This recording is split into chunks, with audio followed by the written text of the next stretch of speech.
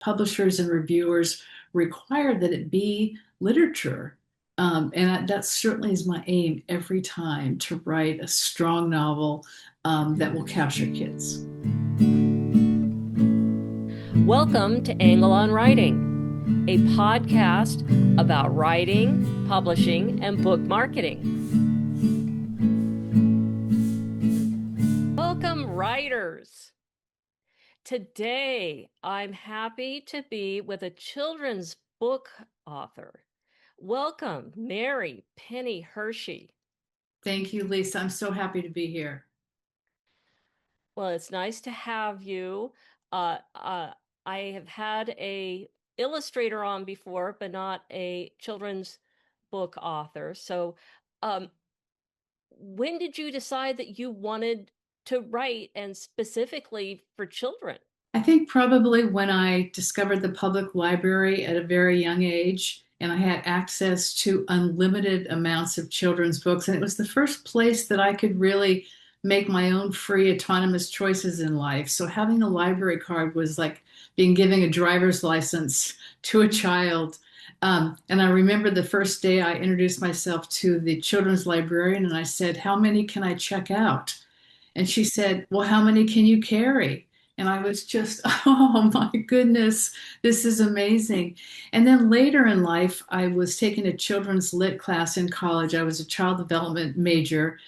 And I was so struck by the artistry and the complexity and the deep themes, the layers in good children's literature. So I was very inspired then. But like many things in life, it got away from me. And it wasn't until I was 40 years old that I got serious and said, okay, life is moving. You've got to do this. So I got very serious at that point, and I started writing and attending conferences, joining a writers group, just whatever I could do to fully immerse into the writing field, because I knew that would be the way to go, that I had to get all in. So, what was the first story that really made you feel like this is the one that you're gonna break out in? So I'd written a book called My Big Sister Is So Bossy, She Says You Can't Read This Book.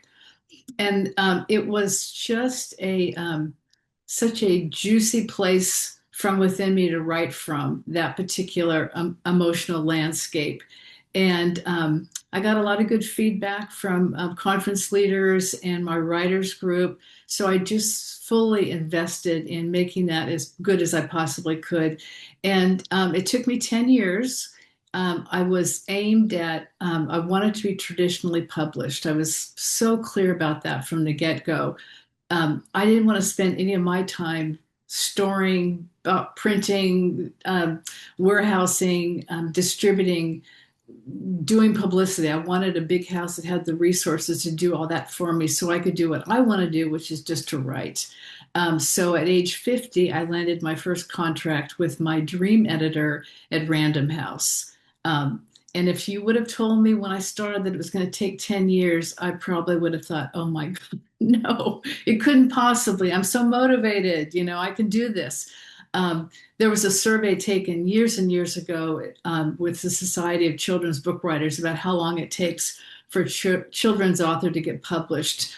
And it's usually about 7 years. The time I was working full time at a very big job, which was a very heavy mantle on my shoulders.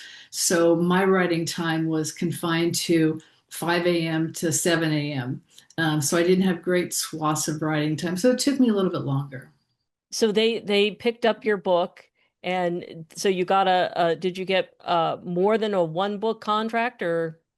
It was for a standalone title with them, though the book did well, and my editor, Wendy Lamb, I almost have to get up and genuflect when I say her name, but I won't to move things forward. I proposed a second story in the main character's story and then a third. So it ended up that I did three books about the same character at Random House. Which was just an absolute thrill. She was just so amazing to work with, so skilled. And it's hard sometimes when you write a book and it's perfect. Every word is just the way it is. I don't want to change anything. And then you have a very smart and savvy editor that says, yeah, we've got to do some developmental editing here, not line editing, developmental, like this character needs to die a gentle death and get off the stage. Um, but every book that I've ever written and published, I've had such a good editor, and the book turned out so much better, so much stronger, so much tighter. One of the things in my first book that just devastated me was I wanted to write about a family that wasn't a traditional family. There wasn't a mom and dad, and it was a single woman raising two girls by herself. And after my editor read it, she said, "Well, where's the dad?" And I said, "There is no dad." And she said, "Yeah, there's a dad somewhere." And I said, "Well, I don't, I want to show a single woman's household, that single parenting." She said, "Okay, but we're going to have to decide where the dad is because it has to be mentioned at some point." So she goes, "I'll give you the weekend. Let's talk Monday." And I just was, it's going to ruin it. I don't want it. I want to celebrate single parenthood. Um, and so when we talked Monday, I said, "Well, the only idea I have is to put the dad in prison." And she paused and she said, "I like that. Do that." And so putting this main character's father in prison for a white collar crime opened up a whole new layer for the main character. She says at one point that she thought that kids could smell her dad's incarceration on her breath. And it made Effie such a stronger, more layered character. It was the right thing to do, but I remember how much I balked at it when she told me I had to change that. Wow. I mean, that gives me chills because that is just, I mean, it's amazing when it's like, whether it's somebody in your writers group, um, or just some author you're talking to or something, that you get that one kernel of an idea. It's like, oh, you have to do this thing to develop your character, and it's like, well, I don't know about that, but then it's like, wow, It is explodes. oh, that is amazing. That Yeah, that is a wonderful story. Oh, yeah. She was wow. that good. That is great. And it's a great testimonial for editing Yes, editors. yes. Sounds like this is I know with children, the children's book genre, there are so many different kinds of books for children. So where does this fall? It sounds like this is maybe middle grade or Exactly, right. The first three books that I wrote were middle grade on the younger side, the main characters in fourth grade. And so that meant that second and third graders were reading it because kids always want to read about kids that are older than them. They don't want to read about younger kids necessarily. So, 8 to 12. Um, and then when I went on, I wrote three more books with slightly older characters and more complicated issues. so it must be um hard for I know you work with other people who are writing for children as well, and they have these ideas for books, and then they have to figure out where they fall in this jumble of categories within this genre. Right. When I teach at the writers' conference, I often have really new writers, which I absolutely adore. I love when they come in and they've got something and they don't really know. Is this a picture book or is this a chapter book or is it a middle grade? So that's one of the things I can help with is to figure out what's the age of the story, what's the emotional age of the child that's telling the story, or is that the right person to tell this story? And that's always for writers of children's and adult literature is who's going to tell the story. That's such an important decision to make. So I love helping new writers with that. And then I know that it's like, especially when you go to conferences or you talk to people who are just starting out in the writing, they say, "Oh, well, I'm going to write for children because that's going to be much easier." Yes. Bless their hearts. Just bless their hearts. Yes, children's authors get that all the time. And also when people come ask me, how are your little books doing? And I'm like, well, they're regular size. They're not diminutive. Yeah, but it does look like it would be easy. Like I always think, you know, walking a tightrope looks easy. You just stand there and you just go 1 foot. How hard?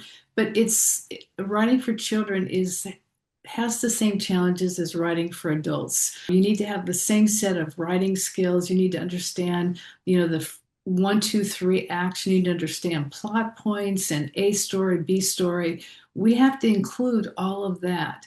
Now, sometimes people will come that want to write a picture book, which is basically an illustrated storybook, and the pictures and the text tell the story. And they have an idea because perhaps they saw a grandchild do something that was hysterical or charming or mysterious. And so they want to write about that. And those are great pre-writing exercise stories. Just start. And I encourage writers that aren't necessarily writing for children to come to my workshop for a day and learn some of the things that we learn about. How do you get started, and where does this fit in the genre, and what is the story that you're trying to tell? So I love working with writers from all different places, but it's not easier. Middle grade novels are held up to the same scrutiny, and publishers and reviewers require that it be literature. And that certainly is my aim every time, to write a strong novel that will capture kids. It's hard, and I liken it to it's not a sprint or a 5K, it's a marathon. And I've run marathons over the years, and it is a long, gruesome, um, you sweat in places you didn't even know it was possible to sweat from. And it feels like you have daggers in your legs. But the finish line is so sublime. It is absolutely transformative. So when I say it's like riding a marathon, it's like running a marathon. It's not to discourage, it's to inspire, because that journey will change you in ways and help you develop so much more focus, so much more discipline that you never thought that you had. I think it's made me a better human, it's made me a better employee, and it certainly has made me a better writer, because I know that if I wake up and I've got a 16-mile run to do as part of my schedule to get to that marathon, but it's raining, I don't get to say, yeah, another day. Same with writing. If I wake up and I'm on deadline, particularly, and I don't feel like writing, I don't have the option of saying, nah, another day. I've learned that I just have to get up and do it. So what is your latest book? So I've got two projects with editors right now that are being reviewed. So fingers crossed on that front. And I'm working on a middle grade novel about a 11-year-old girl that inherits a lingerie store from her grandmother. And so it's really about, I love that place for preteens. We're on the precipice of puberty. And so they're kind of living an existence in both worlds. You probably remember that yourself, that there's this childhood pool to play with dolls and play games, but then there's this whole other world that's beckoning you. And I love that precipice. I think it's such a sweet spot. So having an 11-year-old inherit a lingerie store gives me a lot of fun and a lot of latitude. Wow, that sounds very interesting. That's a Oh, great yeah. idea for a story and very, yeah. So where do you get your ideas? I feel fortunately that I'm a bit of a channeler. And like for my very first book, even before I knew much about the main character, the title just came to me like it was on a jumbotron, just or an electronic call line like you see into these. It just arrived, and they're like, okay, well, what about that big sister and little sister can I write about? Sometimes a character will just arrive for me. And when I say, the issue of where I get ideas, I'm a big and devoted student of Julia Cameron in The Artist's Way. I think the morning pages and artist dates are it's just a treasure trove. So I make sure that's a part of my life. And so in morning pages, oftentimes things will come up to me. I just get a kind of a kernel of an idea. Um, so I do think that there needs to be some practice for writers that helps you access ideas and sort of that universal vortex of creativity. So I really encourage writers, if you don't do the artist way, certainly that's not necessary, but it's worked so well for me. Do some journaling, make sure you have time where you go for a walk and you just don't think of, don't take your ear pods, just go for a walk and be present in the world. And you have to give yourself time for ideas to enter into your consciousness. Well, that's great advice. You do teach every year at the Santa Barbara Writers Conference. I do. What are some of the other things that people come into your workshop with that they need help with? Sure. Often they want to know what my agent's name is. Um, yeah, so they're kind of struggling with, should I write a book first and then get an should I try to publish it first and then get an agent, or do I get an agent first? So lots of questions about kind of launching. Um, and also questions about, is this plot strong enough? Is the trajectory of this story going to hold someone's interest? Or just even the basics of, how did you do it? What did you do to attract a author Random House? And the other thing I tell them, and this is sort of what I call the spiritual economics, and you're doing it because what you're doing is, I think we need to give. Writing can become a very big place of self-absorption. So one of the things I did early on in my 10-year journey to become published, I looked for places to volunteer and give back. So if there was a conference, I would stay and sweep the floor. If there were flyers that needed to be made. So I really believe that people need to give. And so I do encourage them that find ways, join a local writers organization and volunteer. Do something. It just opens up all the pores that you need to bring in publishing to your life. And you do that yourself as far as in kind of a big way too, because you work at an independent bookstore. So your life is surrounded by books and Yeah, publishing. and I encourage people to get to know their children's librarian, go to their local bookstore, spend time. I always tell people, and it scares them, that if you're going to write a picture book, you need to read probably 500 of them. Um, and so you need to, it's fine to fall back on classics. Like, I loved Goodnight Moon, or I loved The Runaway Bunny, and I want to write something like that. That's great, but you also need to know what's being published now. So if you come into writing later in life, for example, as I did, it was really important. I had a great history of reading classic children's books, or the ones I read when I was a kid, many, many millenniums ago. It's important that you read what's current. So really important that you subscribe to newsletters, that you shop your local indie bookstores, that you go to the library. You need to be current. And I love immersion. That really, really helps me. So being around books, there's something magical about it. And also going to conferences. I don't think I've ever left a conference, whether I was teaching or I was a participant, without something kind of magical happening. I think when you get that many creative people together, the alchemy is just blow you out of the water. So with all this time that you spend with all sorts of other people's books, do you have anything that you're excited about now that's just come out or is coming out soon? Well, a wonderful publishing story that many people have already heard was the story of Theo of Golden, which has been on the New York Times bestseller list, sold 1 million copies as of 2 months ago. And this was a self-published book by an 86-year-old retired judge attorney who lived in Georgia. So at 86, he decided he wanted to write a novel. And he did. And he decided, I'm going to self-publish it, which is a great choice for people that want to do it that way. He sold 175,000 copies of his self-published book by word of mouth and buzz, because it's really a remarkable story. Well, after selling 175,000 copies, Simon and Schuster said, "Hey, Mr. Levi, we'd really like to help you with this. Can we buy this from you and distribute it widely?" So I think that's such an encouraging story. Someone being 86, writing their first novel, and then having it end up on the New York Times bestseller list. And I think we need hope, and I think we need encouragement. And I think it's a wonderful story. Probably needed some line editing. It's long and can be flat sometimes, but it's a gorgeous, gorgeous story about connection and kindness and helping one another. And it's done so well, kind of word of mouth.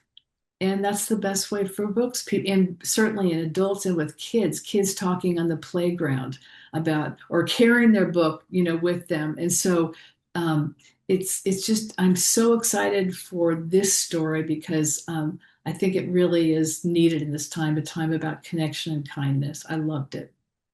If you haven't read it, read it. That is a great recommendation. I'm glad. I hope I will check it out myself. Good. Uh, is there any other advice that you would want to pass along to anybody who is looking for help writing? Yeah, I think there's some wonderful craft books that I recommend all the time. And you probably know these, but certainly Bird by Bird by Anne Lamott, which talks about, the lovely mechanics of it all. Is just get your butt in chair, write a shitty first draft. You don't start out writing Moby Dick. You start with some really terrible stuff. I started with some really terrible stuff that I'm mortified that I sent out, that was just really bad. But I love that when you write something, you fall in love with it. I love that that happens every time. So I encourage people. And then Stephen King, who is another person that wrote On Writing by Stephen King, which I think is so phenomenal about the writing life. And I usually try to spend one day at the conference talking about writing life, how important that is to, it's not just the crap, it's everything that comes to support that. And that means being committed to doing whatever you need to do to carve out that time for yourself. That's very true. And one of the things I've said before is that if I ever get into doing merch, one of my products is going to be for writers, butt glue for Ah, sticking their I love selves in the that. chair. Yeah, sometimes it's just that simple. Just sit down and write. And Julia Cameron talks about even taking a 20-minute grab. If you just have 20 minutes, open up your laptop, go. And I thought, oh, that's not enough time. It is. It moves the story forward. So I really encourage people to, whatever time you have, take it. Well, that's wonderful advice, and I thank you so much for all your wonderful advice.